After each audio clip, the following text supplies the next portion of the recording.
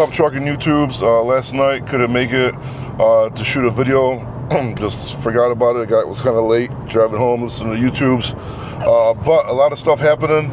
As we can know, the China-U.S. tariffs finally reached a deal. Well, kind of like a semi-deal for now, 90 days. But I feel pretty good. They're gonna, negotiate something, before that and finalize like a long-term deal. So that's super good. We also know it's DOT week. The market started off super hot yesterday for the dry vans and the reefers. The flatbeds kind of fell behind a little bit. I did shoot a short tic-tac on the market a little bit. If you guys want to check that out, go ahead. I'm going to try to make a YouTube market video today. Oh my goodness, sorry. One guy, you see always one guy blocking the damn lane for everybody. Look at this guy. Everybody's going like 80. This guy's going friggin' 25 over here, dude. It's just crazy. It aggravates me, sorry about that. But okay, yeah, so like I said, dry vans, reefers started off, pretty hot yesterday on the load to truck ratio. A lot of markets were red hot for both the dry vans and the reefers. The flatbeds took a dip, surprisingly. Oh my goodness. The flatbeds took a dip, like a pretty big one. A lot of areas that were like red hot went down, so I have no idea what's going on with that. I thought for sure they're gonna keep on going, especially with the weather being nice and construction going on everywhere. We'll see if it was a fluke or just they're gonna go down a little bit. I just don't see it happening with the flatbeds right now because it's the time of the year and all the construction going on. So I'll be really shocked if the flatbeds go down. But that China-U.S. tariff, huge deal. My nephew actually brought up like a super valid point yesterday. Because he does a lot of like quoting for stuff. He gets like a lot of emails for quotes, like warehousing, all that kind of stuff. And he's been getting emails for like the last few months about people like looking for custom bonded warehouses for like the longest time.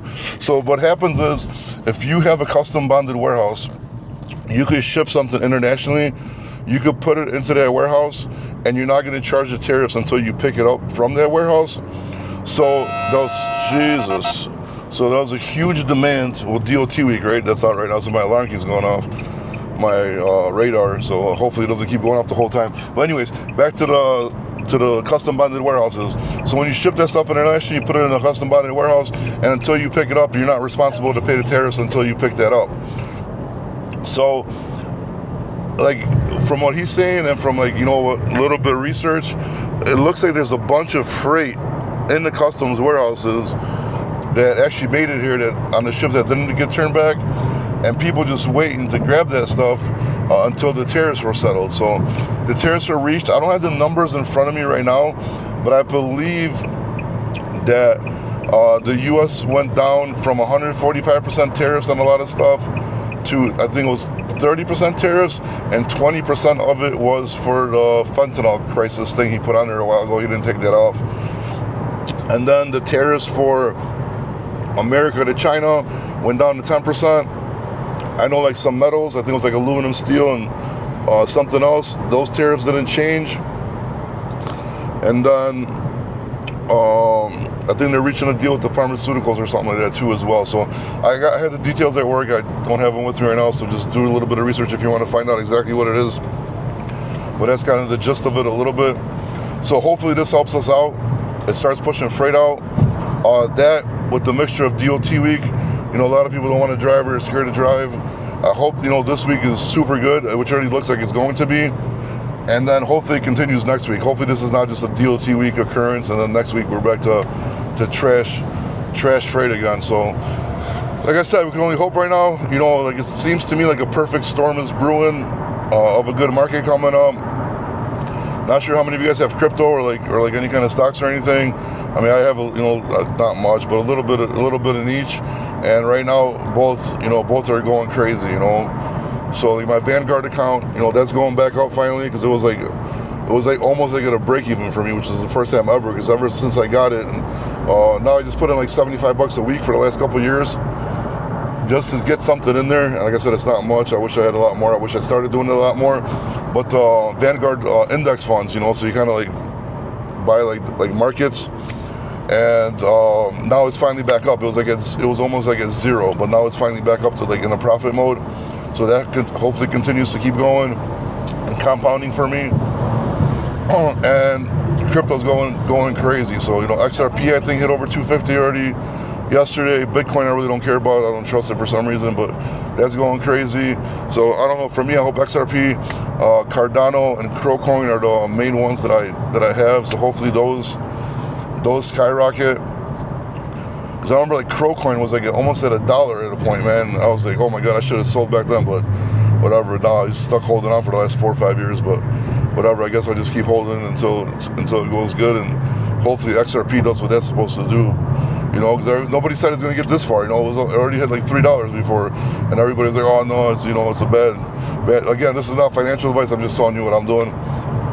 And everybody hated XRP, and now it started going up. They're still hating on it, but I don't know, man. Like I know I'm not a smart guy. I don't know a lot about this kind of stuff, but from the research I did, and the utility of XRP and what it's being used for, and just how it processes payments faster, I think that's going to be a coin that's going to be good in the future. So I don't know. We'll see.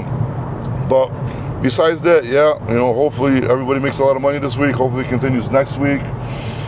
And then we just keep on going on this, on this rampage, because it's about time that the trucking market turn around, because this is absolutely crazy already at this point. Another slow driver. Oh my God, these slow drivers get me upset.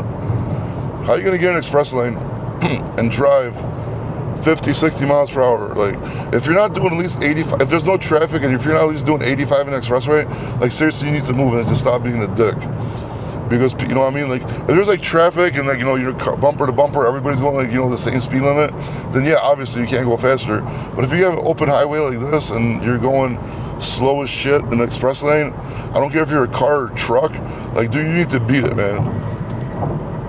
Because a lot of times I get angry and I'll pull up and I'll brake check you. I know a lot of people are saying, oh, that's stupid, don't do that.